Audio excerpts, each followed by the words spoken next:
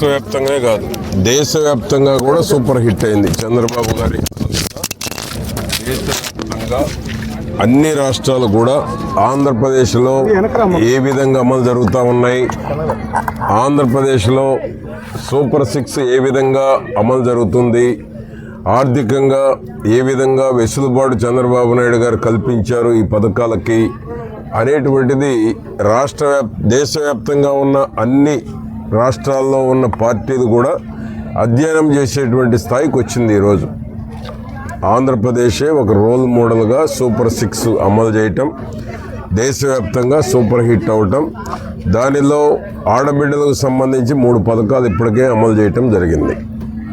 ఆడబిడ్డలకు 3 అంటే గ్యాస్ ఒకటి, ఫ్రీ బస్ ఒకటి, తల్లికి వందనం. ఆ విధంగా అన్ని పథకాలని అమలు చేయటం జరుగుతూ ఉంది. ఈరోజు దీనివల్ల 2,65,00,000 మంది ఫ్రీ బస్ సౌకర్యాన్ని గౌరవ ముఖ్యమంత్రి గారు కల్పించడం జరుగుతూ ఉంది. దీంట్లో ఆడబిడ్డలందరూ, బాలికలు, ట్రాన్స్జెండర్స్ అందరూ కూడా ప్రయాణించేటువంటి వెసులుబాటు కల్పించారు.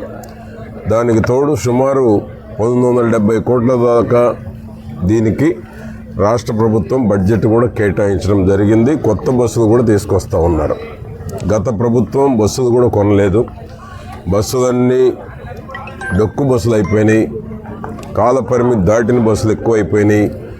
జగన్మోహన్ రెడ్డి స్వార్థానికి ప్రయాణికుల సౌకర్యం లేకుండా చేసినటువంటి ఘనత కూడా గత ప్రభుత్వం అయితే, ఇప్పుడు కొత్త బస్సులు కూడా తీసుకొచ్చి ప్రయాణికులు సౌకర్యవంతమైనటువంటి బస్సులు ఉండాలి, మంచి బస్సులు ఏర్పాటు కావాలి, ఎక్కడకు వెళ్ళినా యాక్సిడెంట్ కాకుండా అన్ని రకాల కండిషన్ ఉండేటువంటి బస్సులు ఏర్పాటు చేయాలనేటువంటిది కూడా గౌరవ ముఖ్యమంత్రి గారి యొక్క ఆలోచన. దానిలో భాగంగానే ఈరోజు ఏ పుణ్యక్షేత్రాలకు ఆంధ్రప్రదేశ్లో వెళ్ళాలన్నా ఎక్కడి నుంచి ఎక్కడికి